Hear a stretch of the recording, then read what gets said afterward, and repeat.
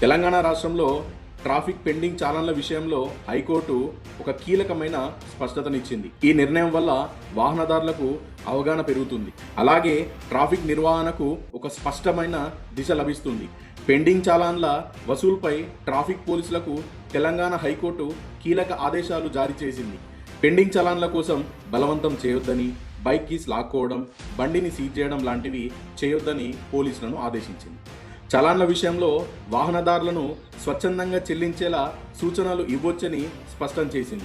అవసరమైతే నోటీసులు జారీ చేసి చట్టపరమైన ప్రక్రియ ద్వారా చలాన్లు వసూలు చేయాలని పేర్కొంది.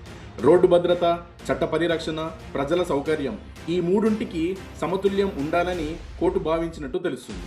అందుకే వాహనదారులు కూడా పెండింగ్ చలాన్లను నిర్లక్ష్యం చేయకుండా సరైన సమయంలో చెల్లించుకోవడం చాలా ముఖ్యం. అలాగే ట్రాఫిక్ నియమాలను పాటించడం మనందరి బాధ్యత. ఈ సమాచారం కేవలం అవగాహన కోసం మాత్రమే.